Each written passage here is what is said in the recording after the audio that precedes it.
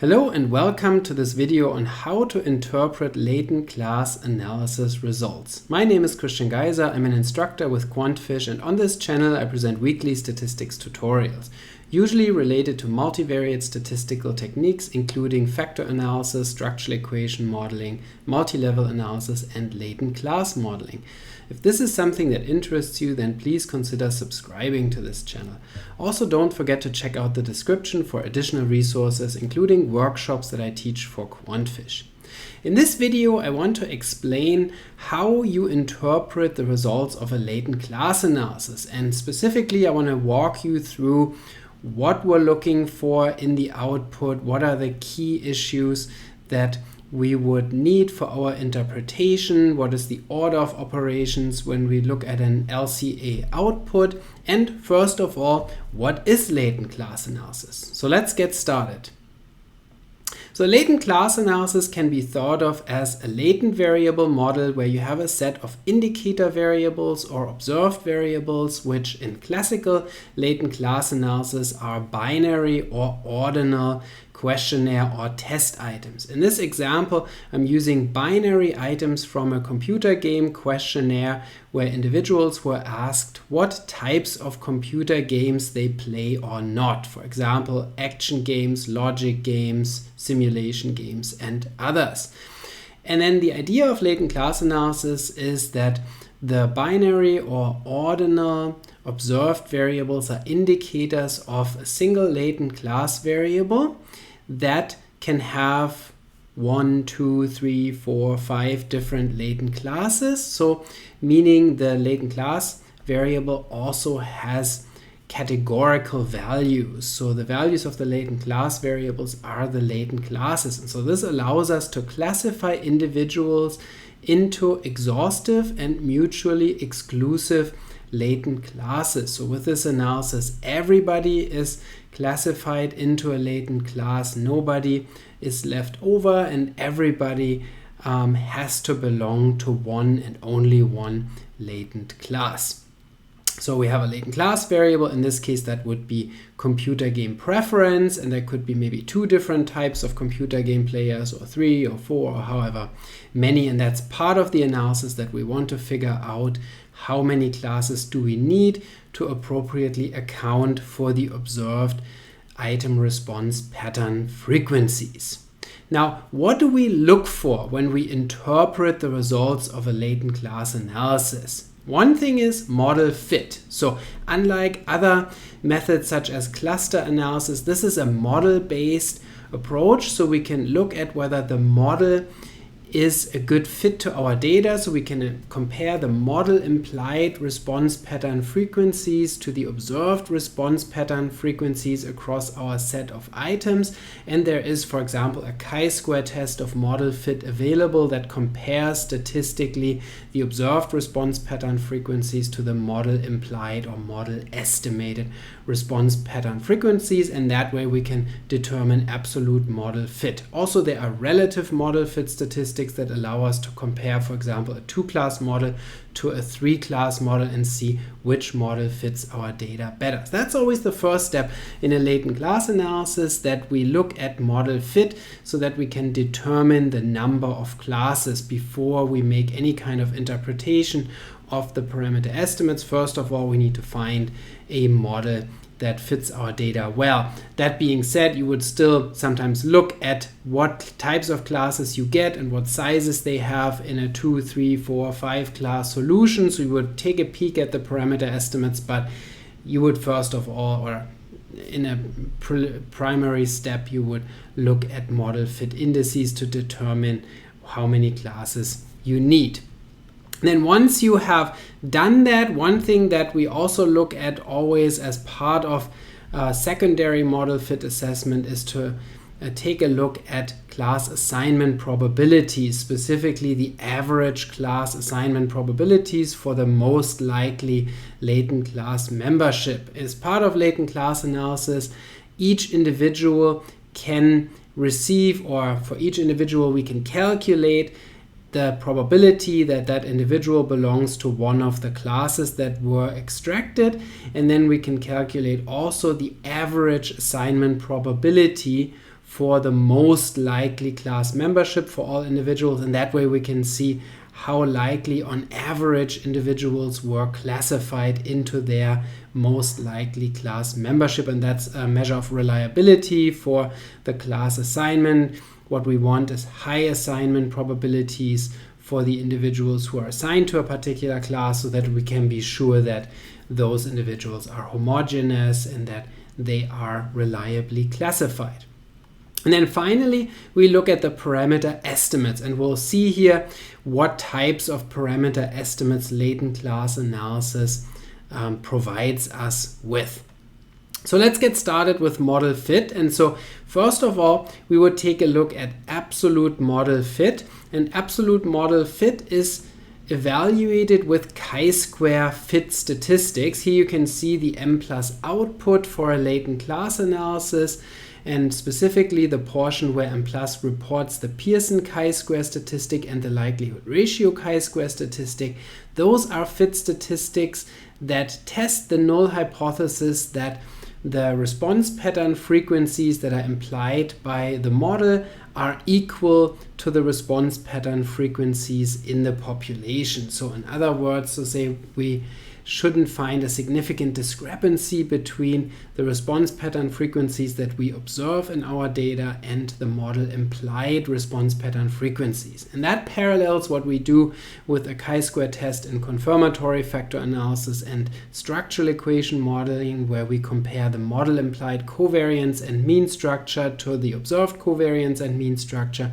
And we also use a chi-square test for that purpose. And so here, like in CFA and SEM, a significant chi-square statistic indicates that a model is rejected. And so we can see that in this case, this doesn't look super amazing, because we have a p-value here for the Pearson statistic of 0.05 and for the likelihood ratio statistic of about 0.02. So both, according to both of these statistics, the model would be rejected in that case. Now, there's one problem with those chi-square statistics, and that is that they provide unreliable results when you have many items, even in a relatively decent sample size. So you need a lot of cases to have reliable chi-square statistics. Otherwise, the asymptotic conditions for the interpretation of the p-values is not fulfilled, and so then those statistics may yield very different results and they may not be reliable. And that's the case already when you have 10 items or so, or 8 items, that you need a very large sample to meet the asymptotic conditions, because otherwise you'll end up with a lot of response pattern frequencies that are very small, and then those chi-square values do not follow a chi-square distribution. And that's why absolute model fit assessment in LCA can be difficult.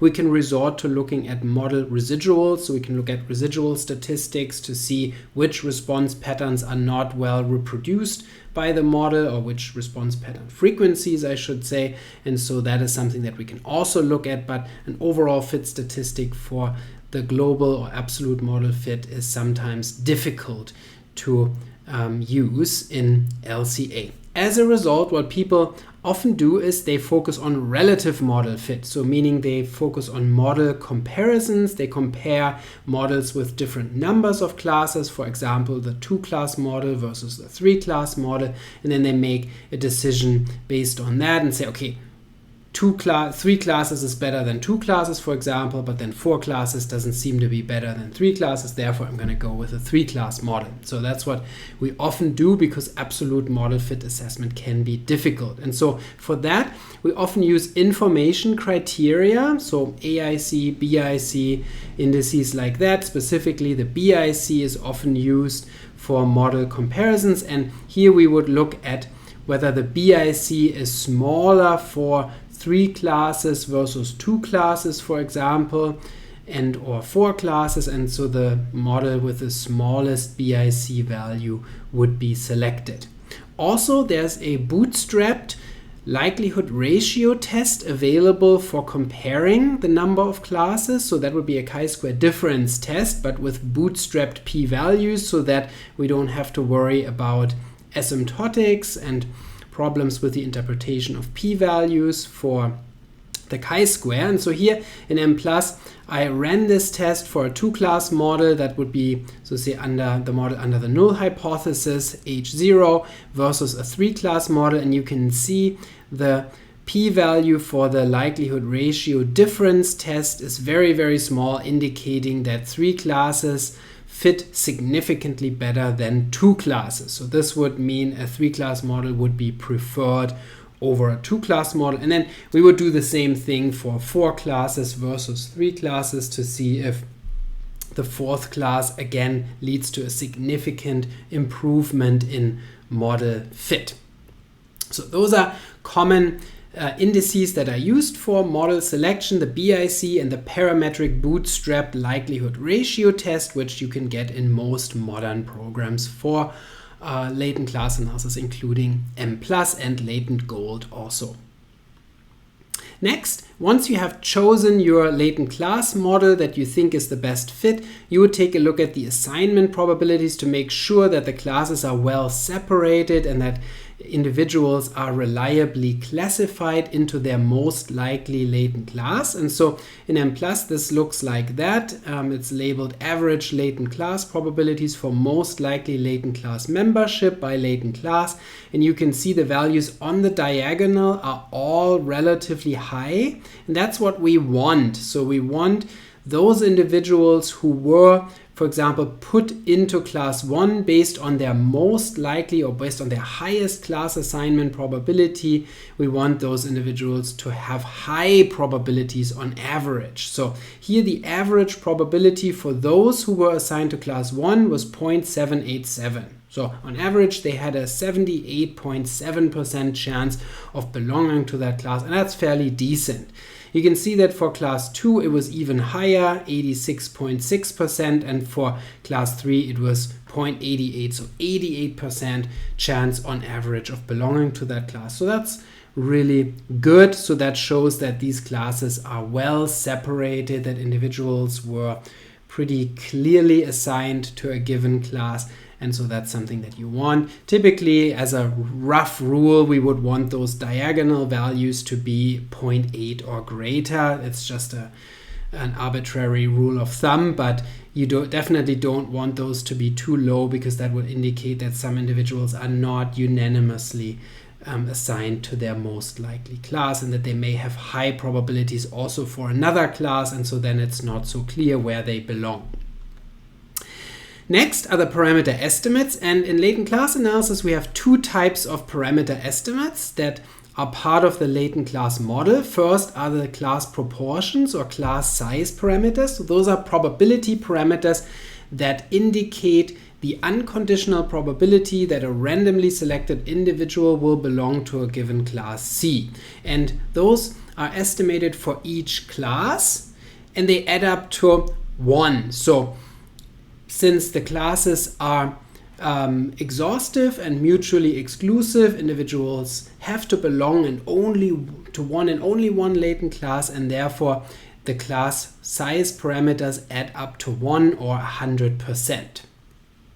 Second are the conditional response probability parameters, which are needed for the class interpretation. So they help us identify how or interpret those classes, meaning they show us whether individuals in that given class have high or low probabilities for certain items, so that we can then say, okay, these are, for example, action game players, or these are non-players, or these are simulation game players, so that we can, so say, assign a meaning to the latent classes. So the conditional response probability parameters parallel factor loadings in factor analysis, in that the factor loadings would tell us how to interpret the factors, and here the conditional response probabilities help us interpret the classes. So you could think of latent class analysis as classifying individuals within the analysis, and factor analysis as classifying variables. And so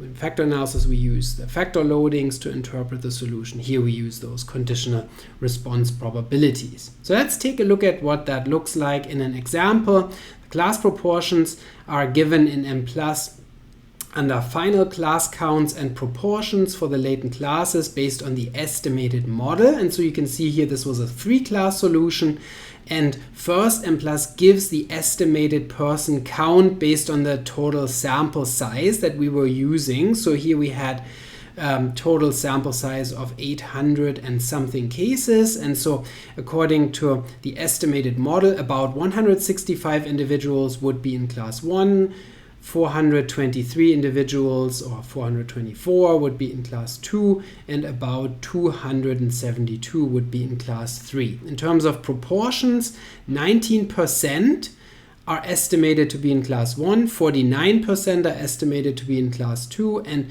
about 32% are estimated to be in class 3. You can see that the proportions here add up to 1. Again, that's because individuals have to be in one class and they can only be in one class. So those have to always add up to 1.0 or 100%. Next are the conditional response probability parameters. That's the second type of parameter that is estimated in an LCA. And those are given in the model results section in Mplus. You can see here for each class there is a rubric for each item for both item categories. These items were binary, where the first category indicated a negative response, so meaning I do not play that type of game, and the second category indicated a positive response, meaning I do play this type of game. And so you can see that we get this for each item and for each class, and therefore not all of the output fit here onto this slide. So this is only a portion of the output for class 1 and only some of the items. You can see that the class probabilities, these conditional response probabilities within each item sum up to 1, because either, so say category 1 is selected or category 2, and so it's clear that they must sum up to 100%. So in class 1 for the action game, 86% in class 1 would say they don't play action games, and then as a consequence about 14% say that they do play this type of game. So we could already say that this is not an action game player class, so because the probability of playing action games is low in this class.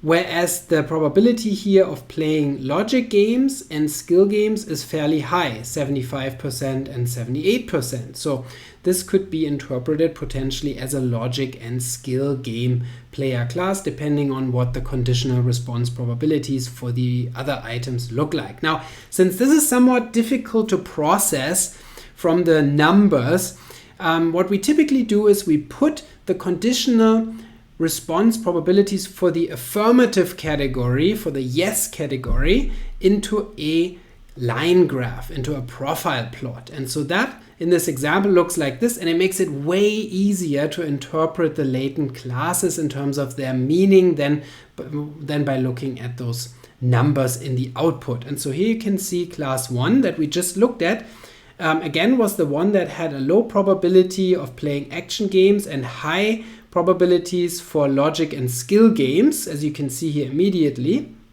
and then moderate probabilities for simulation and driving simulation games. And so now we can also see that class 2 is a non-player class. All the probabilities here are below 0.10, so this is a group of individuals who does not play any of the games very often.